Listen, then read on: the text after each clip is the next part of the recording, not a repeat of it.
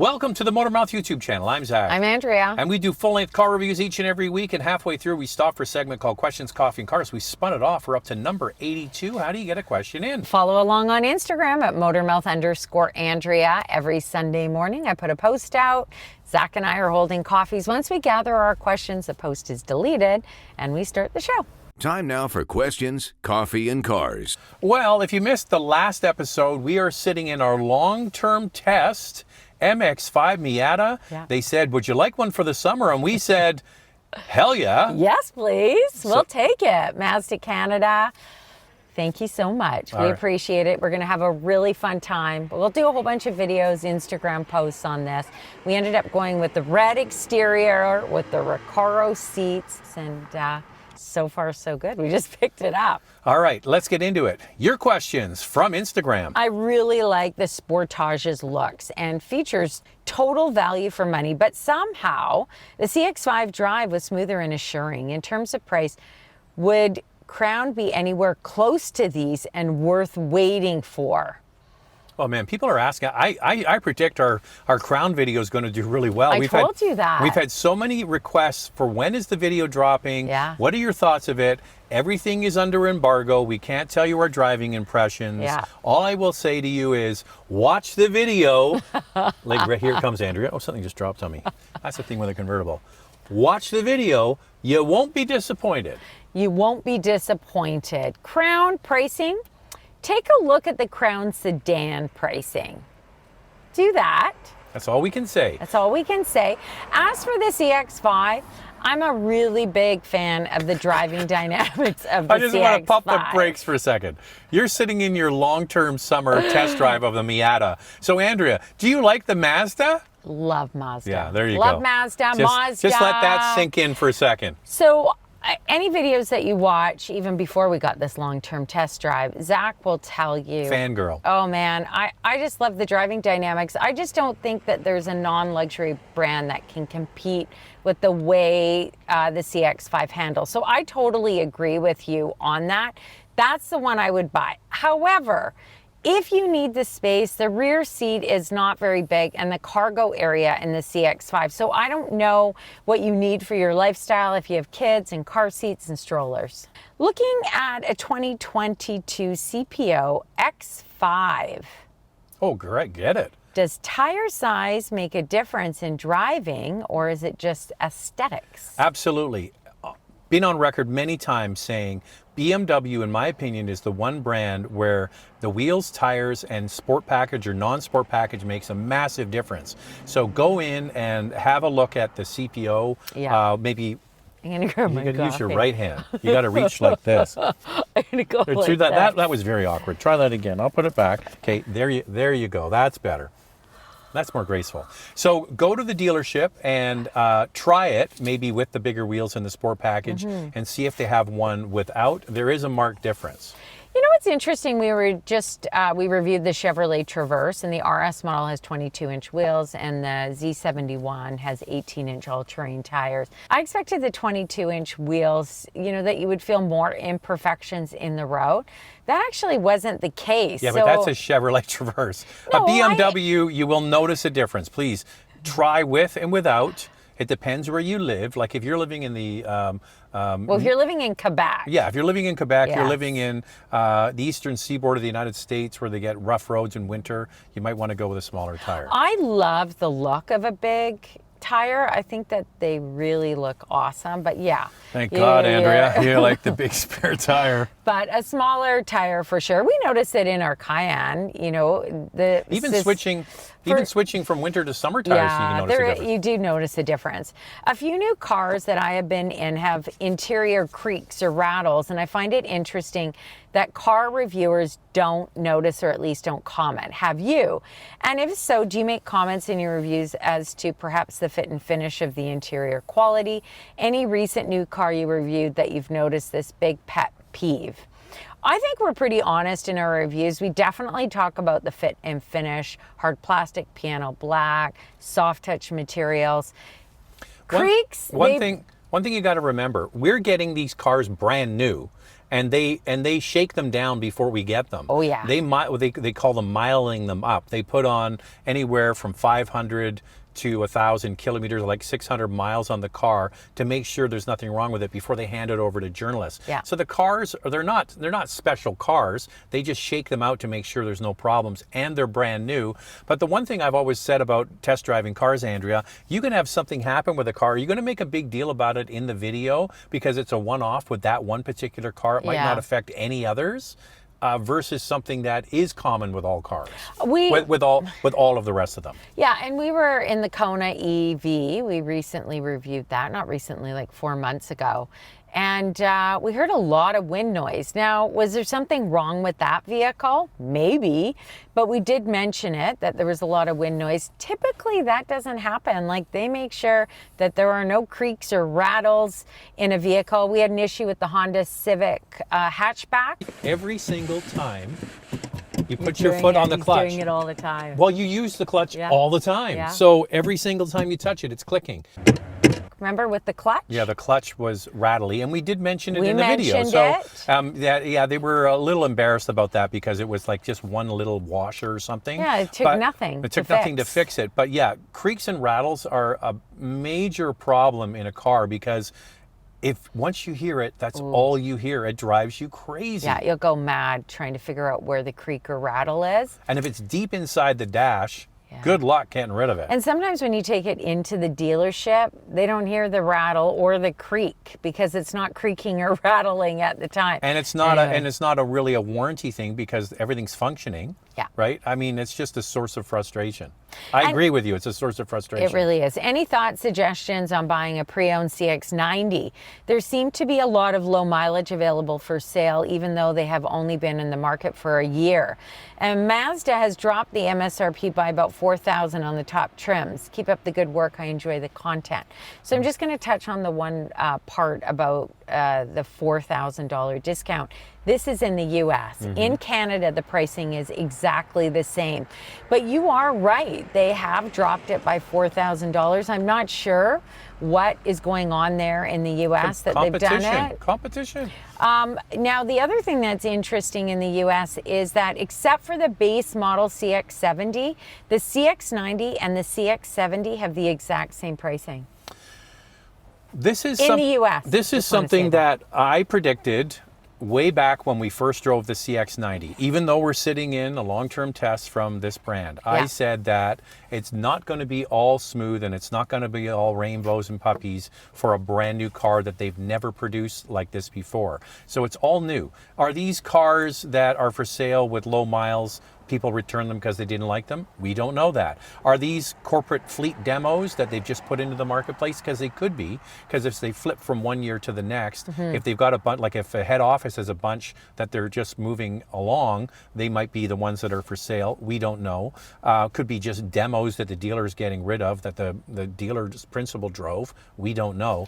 But I don't think we're going to see the full impact of all of the changes they made for this midsize car for probably another year or so. And the other thing is, you see with Toyotas, sometimes they're sold, they're miled up so that they're a used vehicle, and then they're sold at the same price or more than what a new one costs because you can't get a new one. So there are different reasons for it. It doesn't mean that somebody bought it and didn't like it. We don't know. But the used market, we're told, is still pretty strong, at least from on the the Canadian Mazda side. dealership in Canada. Yeah, the U.S. side is definitely softening. My fiance and I are huge fans of the show. Thank you. Thanks for the constant knowledge and insight. We currently drive a 2019 Golf R with 65,000 kilometers, looking to transition to a full EV or hybrid. I commute to work roughly 8 to 10 minute drive. She works remotely. We have the rare 2-hour drive to the cottage. So you have to be able to go 2 hours. Almost all EVs would be able to go 2 hours. And the nice thing about having a short commute, doesn't sound like you got a long commute. No. And you got low mileage on your Golf R. There'd be a lot of people want to buy that Mark 7 Golf because it had the old analog dash and everything in it. So it'll be people who want that, is that you can precondition the car, you can warm it up, and you can drive it while the car is already warm. That's the nice thing about an EV. So you don't have to wait for the car to warm up. You're going to have a toasty warm butt in the morning. The way I look at it is you have a great car. You don't drive much. But they want an EV. Your fiance, or a hybrid, your fiance is remote. I don't know. I would just keep the Golf R. But if you want a hybrid or an EV, for me, I would go with a hybrid. You're going to get great fuel economy. You don't drive that much. Yeah, you do a little bit of highway driving to the cottage, but it sounds like it's going to be mostly a city runaround. And I think that a hybrid would be a great option. I don't know. I can see the use case for an EV. I mean, you'll never need to get gas ever, because you could charge that if you're doing such a short commute and charge it once a week. Yeah, you could charge it once a week for sure. It's up to you. I mean, the thing is, I got to tell you though, you will miss the Golf R. Yeah. That's a special car. And I just feel like it's going to be worth something one day. I don't know. I just feel like you should hang on to it for a little bit longer. Be like us. Don't get rid of a car. Just add another car. We have too many many cars. Oh my God, this is absolutely insane at our house. We came back from a trip and they're just like lined up. It's I love it. I love it. Seen several of the YouTube first intro videos by others reviewing the 2025 Acura MDX. Were you able to see it yet? Anxiously waiting your first impressions. Also, will there be functionality for the touchscreen via steering wheel controls? Love your reviews. Look forward to every one of them. Keep them coming. Well, that's the big difference between... I keep getting stuff and I keep throwing it. I had something on my lap, throwing it out. That's the difference between Honda USA and Honda Canada. Honda USA invited the big outlets to do their walk-around videos. And the outlets, that's really what they do, is just walk-around videos to go through it all. That wasn't offered to us, unfortunately. We would have loved to have the opportunity, but as soon as we get a chance... We will. We will. And I think it will have touchscreen. That's the movement is towards that.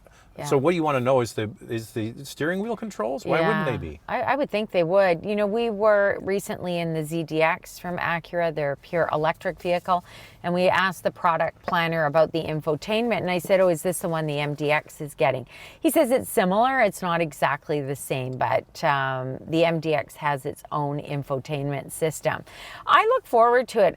The pictures look really good. I think everybody is super happy that the trackpad is gone. Mm-hmm. That was a sore spot for a lot of people. We did ask if the RDX will get that as well. So they didn't answer that. They didn't answer, but I think it's coming. Yeah, for sure.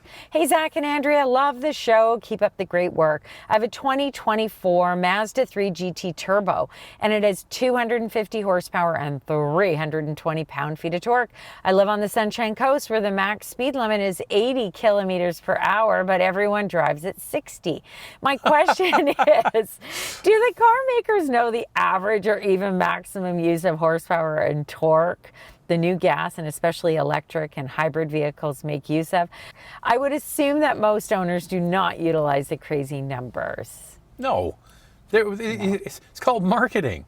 They sell the big number for people to pay more for it. Yeah. And people pay for horsepower, but they actually use torque. Mm-hmm. Torque is your friend. I like torque. Horsepower is a sales thing. Torque is where it's at. Mm-hmm. But you're absolutely right. We talk about this with EVs. How fast do you need to go 0 to 60? Well, we were just in the ZDX again. 500 horsepower, and I think it was 545 pound-feet of torque. There's no handle, Andrea. I'm just going to... Oh, jeez. Now that's in sport mode, and I'm telling you, it's fast. That was crazy. I'll never use that. It's just for the fun of it right off the bat, right? Here's the question is, for everybody type below, so you're saying that you have a lot of seniors that drive really slow, I'm guessing, on the Sunshine Coast. That's my guess.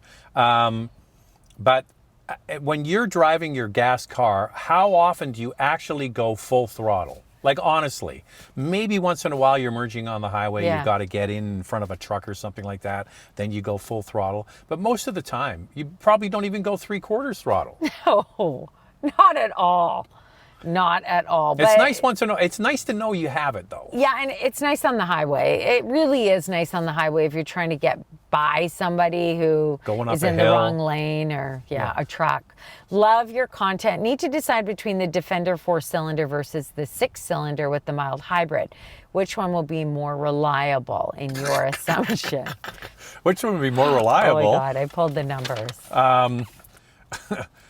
Listen, This doesn't break, the numbers don't break down. No, four-cylinder to six. No. They're not good, put it that way. So the Land Rover, Range Rover, Jaguar numbers are not good. They're at the very bottom of quality scores. I just thought for drivability, I thought the inline six was fantastic. I thought the drivability. Same. Yeah, I would get that one just because you're buying a prestige brand. Yeah. And that's the engine you want for that car. I think the Defender looks great. Love it. Love the interior design. I'm a big fan of the Defender, but I always say to people, you know, the reliability isn't great with the Defender. So Consumer Reports gives the Defender an overall score of 47 out of 100, a predicted reliability score of 30 out of 100, and the road test score is 57 out of 100. Those aren't good numbers. No. So just go in there with your eyes wide open, but we're not going to base it on reliability. I know that was your question. Yeah. We're just going to base it on which one we would choose. Yes. And I would go with the inline six. I just think that engine delivered, back to it again, Andrea, great torque. I know. And acceleration was great. I don't know. That's the one I would want. We liked it. We liked that vehicle. We love driving them. We love driving when them. they say, do you want a Land Rover? You Yeah. want a Jag? You want a, every time we want a Range Rover, especially, we get out of it and we go, them. oh my God, what a great vehicle. I love them. But it's just that if they could only fix the reliability. Yeah. And you know what? Gets back to my point where people say, oh, JD Power and Consumer Reports, they're bought and paid for. So you know what my answer to that is? By the way, they're not bought and paid for. No. Nobody pays extra to get a higher score on JD Power. That's just internet nonsense. Yeah. It's just BS. It's crap. I'm going to swear, but I want to get the advertising. You know, I get a strike if I swear in the video. Do not swear. I mean, no, it's BS. You know what I'm saying? It's a bunch of horse, you know what? They don't pay for higher scores because the analogy I always use is, well, if that's the case, then why doesn't Land Rover just give them more money? Why are they always at the bottom of the list for JD Power as well as Consumer Reports? Just if it pay really more. was about paying, I would think that they would pay for a good rating. They can't pay for a good rating. So basically, if you look at it this way, what you're saying is Toyota and Lexus don't pay and they're at the top. Yeah. But anybody else that's near the top, like Chevrolet, oh, they're paying. and Buick, Oh, they gotta be paying. Oh, their cars are terrible. Yeah. How can it go Lexus, Toyota, and then Chevrolet? That's Buick, impossible. Chevrolet. Yeah, so Buick and Chevy, they had to have paid. For sure, but not Toyota Lexus. But not Toyota Lexus. No. And not Porsche. Never. No, but Land Rover the bottom, Yeah. all they needed to do was carve a bigger check, Andrea. Yeah. So Why obviously, didn't they? they've just got a little wee check that they send over. Yeah. If they had given a bigger check, they would have been higher. It's all horse. I mean, they could have come in second if they gave a bigger check. I'm going to swear, Andrea, and I'll just beep it out. No I'll swear and I'll swearing. beep it out. It's all a bunch of bull.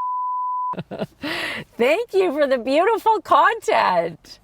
Thank you. Does it make sense to buy not a Toyota RAV4 or Honda CR-V non-hybrid SUVs in electrification era? For example, a VW Tiguan or a Ford Edge. So obviously they're saying they feel like maybe the gas models aren't going to hold their resale value with the electrification coming on quickly. There's a contrarian view to that, Andrew, and that is if you really like a vehicle, and these vehicles are going to get phased out over the next 6-7 years. Yep. If you really like a vehicle, buy the one you like and keep it. That's what I say. Because if all of a sudden that car's not available anymore because the government has decided what you can buy, then at least you've got it. Yeah, I think so. I think gas models are going to be worth more at some point. Now, the government may tax us to drive one. I don't know what's going to happen. That's called a carbon tax. Yeah, we're going to have to wait and see. BC has been paying the carbon tax for a long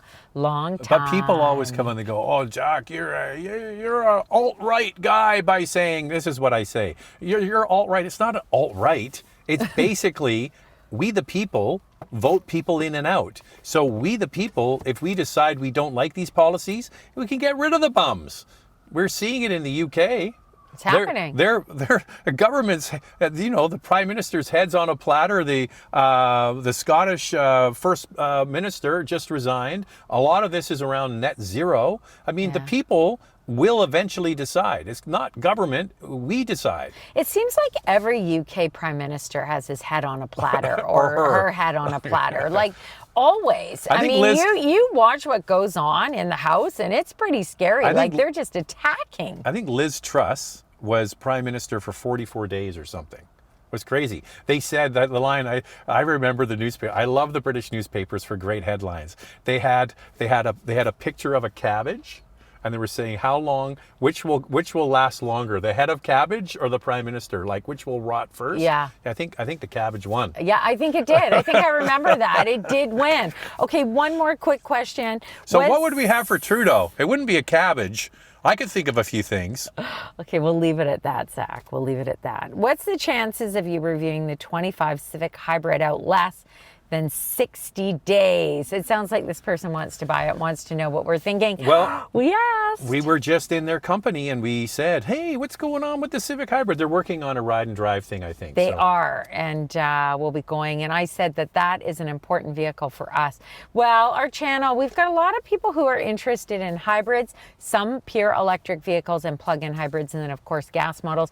I also want to add that we are working on our GTI review. Mm-hmm. I know you've waited patiently. Many of you have been asking, so when are we busy. going to do it? We've been traveling so much, but we're getting a little bit closer, aren't we, Zach? It's the classic, like, what do they say? The carpenter never works on his own house. Always. Right? Like, when are we going to get the basement finished, I know. right? It's the same with us. Like, doing a review on our own car is not our priority, but we will do it. But we've enjoying it. We've shot all the drive-bys and all that. We did all of that the other day, so we are getting one step closer to that review. All right, we're all done with this one. How do you get a question in? Follow along on Instagram at motormouth_Andrea. Every Sunday morning I put a post out asking for questions. Once we gather our questions, the post is deleted, and here we are. We start the show. All right, we'll see you next time. Thanks for watching.